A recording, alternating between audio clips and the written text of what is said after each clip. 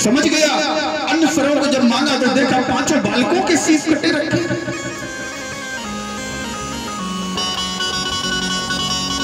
दुर्योधन कहने लगा अश्वत्थामा नीच, तूने ये क्या कर दिया? अरे कौरव कुल में तो वैसे ही कोई नहीं बचा था, ये मेरा पांडव कुल भी तो मेरा ही है। इसमें कम से कम ये 5 बालक पांडवों की मृत्यु जब होती तब होती, ये 5 बालक कम से कम घर में हमारे कुल में दीपक जलाने वाले तो थे। तूने मेरे कुल में कोई दीपक जलाने वाला नहीं छोड़ा। इन निर्दोष बच्चों की तूने हत्या कर दी। मैं ये तो जानता था कि तू नीच है, लेकिन इतना बड़ा नीच है ये नहीं मालूम था। अरे अश्वत्थामा तुझे नहीं पता, जब महाभारत के युद्ध से मैं थक हार कर अपने शिविर की तरफ जाता था ना, तो पांडवों का शिविर बीच में पड़ता था। ये 5 बच्चे जैसे ही मेरे रथ को देखते थे दौड़कर काका काका कहकर मेरे रथ पर चढ़ाते थे। मैं इनके साथ खेल कर थोड़ी देर क्रीड़ा कर अपनी थकान मिटा लेता था, तब अपने शिविर में जाता था। आज उन्हीं बालकों के सर, जिनके सर पर मैं कभी हाथ फिराया करता था, उन्हीं बालकों के सर तूने मेरे हाथ में लाकर रख दिए। अश्वत्थामा तूने बहुत बुरा कर दिया। अश्वत्थामा ये विधाता का धन्यवाद कर कि मेरी दोनों जंघाएं टूटी हुई हैं, मैं उठकर खड़ा नहीं हो सकता, अथवा जिस कृपाल से तूने इन बालकों की हत्या की उसी कृपाल से मैं तेरा शीश काट देता। ये तू धन्यवाद कर उस विधाता का कि मैं खड़ा नहीं हो पा रहा। अश्वत्थामा तूने अच्छा नहीं किया। अति शीघ्र मेरी नजरों के सामने से दूर हो जा। तू मेरे सामने रहेगा तो निश्चित ही मृत्यु मेरा बाद में वरण करेगी, तेरा पहले वरण करेगी। दुर्योधन रोने लगा, विचार करने लगा, हे विधाता, हे कन्हैया, तूने आज तक मेरे हाथ से कोई पूर्ण कर्म नहीं करवाया। जब भी करवाए तब पाप कर्म करवाए। क्या मेरे पापों का घड़ा अभी भी इतना खाली था कि जाते जाते मेरी मृत्यु मेरे सामने खड़ी है, मृत्यु का वरण करने के लिए मैं तैयार बैठा हूं, उस समय तूने मुझसे एक पाप और करवा दिया। मुझे नहीं लगता मेरे द्वारा पार की जाने वाली बैतरणी में मेरे लिए पापों की कोई कमी रही होगी।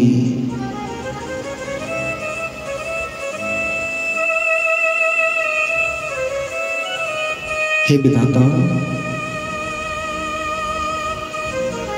मुझे श्राप लगा था कि मेरी जिस समय मृत्यु होगी मेरे हृदय में अति दुख होगा और अति प्रसन्नता होगी।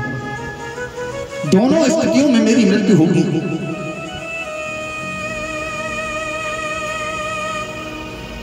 हे विधाता, क्या यही और भारी दुख मुझे देना था? अरे दुख मिलता तो मिलता, कम से कम दोष तो मेरे ऊपर ना आता। मेरे बालक तुल बच्चे आज मेरे कारण मारे गए। इधर माधव ने देखा जो लीला होनी थी वो लीला हो चुकी। माधव 5 पांडवों को लेकर शिविर की तरफ बढ़े। सुबह हुई, गुनसार हुई, सवेरा हुआ। सूर्य की पहली किरण के साथ मैया द्रौपदी 5 पांडवों के पुत्रों को, अपने 5 पुत्रों को जगाने के लिए जैसे ही शिविर की तरफ बढ़ी, तो क्या देखा महाराज, 5 शिविरों से भयंकर रक्त की सरिता बह रही है, रक्त की नदी बह रही है। जैसे ही रक्त को देखा पछाड़ खाकर गिरी, थोड़ा सा होश संभाला, दौड़ कर गई शिविर में। तो जैसे ही चादर हटाया, वस्त्र हटाया, देखा 5 पुत्रों की केवल लोथें पड़ी हैं, शरीर का केवल धड़ पड़ा है, सर है ही नहीं। विचार कीजिए, जिस मैया के सामने 5 पुत्रों के शीश विहीन शरीर पड़े हो, क्या गुजरेगी उस मैया पर। महाराज जैसे ही अपने बालकों के केवल शरीर को देखा, मूर्छित हो गई।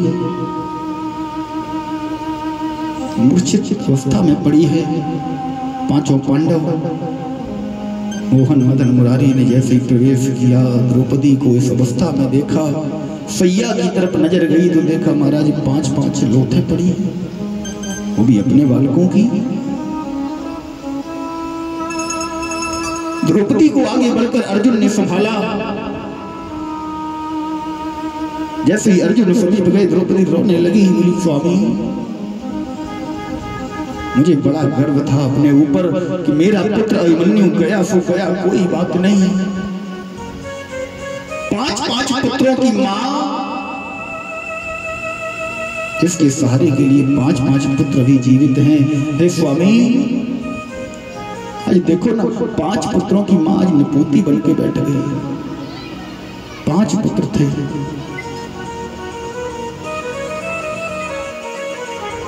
महाराज अर्जुन ने जैसे तैसे द्रौपदी को संभाला। द्रौपदी से कहा, द्रौपदी जिस किसी ने भी तेरे बालकों की हत्या की है, मैं प्रतिज्ञा करता हूं आज शाम को सूरज ढलने से पहले उसे मृत्यु दंड दे दूंगा, अन्यथा तेरे सामने अपना ये चेहरा लेकर कभी नहीं आऊंगा। अर्जुन ने प्रतिज्ञा की। सारे पांडव हत्यारे की खोज में निकले। अश्वत्थामा ने जैसे ही दूर से पांडवों को देखा, महाराज अश्वत्थामा भागने लगा। माधव ने कहा, अर्जुन कुछ समझ में आया? बोले हाँ कन्हैया। क्या समझ में आया? बोले कन्हैया चोर की दाढ़ी में तिनका।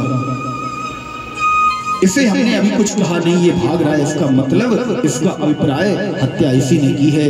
बांध लिया अश्वत्थामा को रथ पर। महाराज बांध कर जैसे द्रौपदी के सामने लाए, द्रौपदी के सामने लाकर खड़ा किया।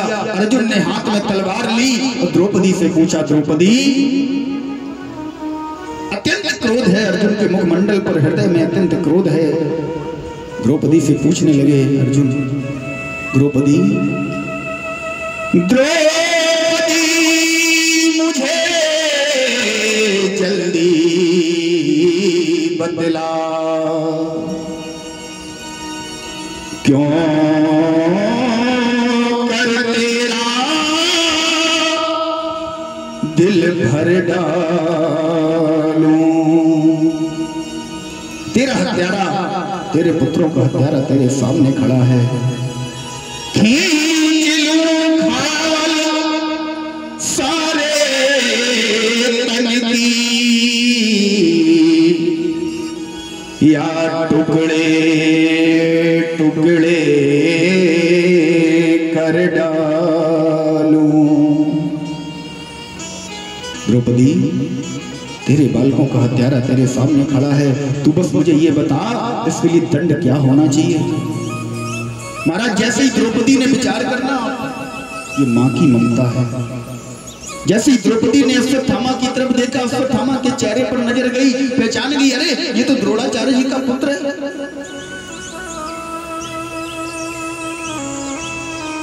अर्जुन के सामने हाथ जोड़े द्रौपदी ने, बोले स्वामी अगर दंड देने की भागीदार, दंड देने का दायित्व अगर मेरा है, तो मेरा आपसे एक निवेदन है, इसे आप छोड़ दीजिए। बोले इसे छोड़ दें? हाँ। क्यों? द्रौपदी तू ये कैसी बात कर रही है? तेरे 5 पुत्रों का हत्यारा है ये। द्रौपदी ने कहा, जानती हूँ स्वामी, मुझे पता है ये मेरे 5 पुत्रों का हत्यारा है, लेकिन फिर भी मैं आपसे कह रही हूँ, क्या इसका वध करने से मेरे पुत्र लौट कर आ जाएंगे? नहीं आएंगे। फिर भी मैं आपसे एक विनम्र निवेदन कर रही हूँ, हे स्वामी इसे आप मृत्यु दंड न दें, इसे छोड़ दें। अर्जुन ने कहा, इसका कोई कारण? बोले हाँ इसका एक कारण है। मेरे 5 पुत्र गए हैं, ये बात सत्य है, लेकिन मेरे 5 पति मेरे सम्मुख खड़े हैं। मेरा जीवन मेरे पतियों के सारे कट जाएगा, लेकिन स्वामी इसके पिताजी द्रोणाचार्य युद्ध में पहले ही मारे जा चुके हैं। इसकी माता अब केवल इसके सहारे पर जीवित है। अगर आपने इसे भी मृत्यु दंड दे दिया तो इसकी माता नहीं रह पाएगी, वो जीते जी मर जाएगी। एक बेटे के जाने का दुख क्या होता है ये मैं समझती हूँ।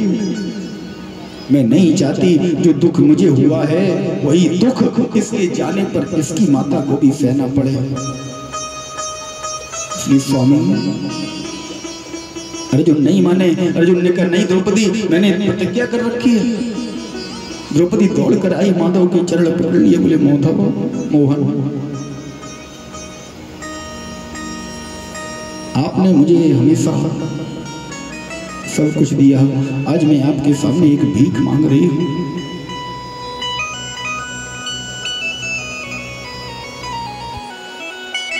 मोहन माधव लो इसी समय, मोहन माधव लो इसी समय, मैं अपना मोह त्यागती हूँ। मोहन माधव लो इसी समय,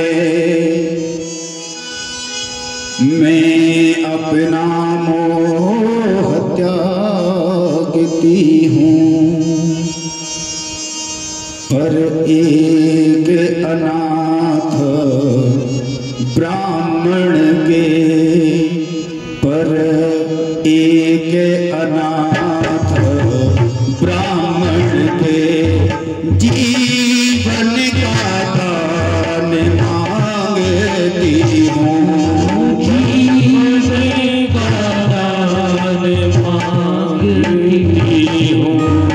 पर एक अनाथ ब्राह्मण के, पर एक अनाथ ब्राह्मण के जीवन का दान मांगती हूँ। जीवन का दान मांगती हूँ। मोहन माधव लो इसी समय, मोहन माधव लो इसी समय, मोहन माधव लो इसी समय, मोहन माधव लो इसी समय।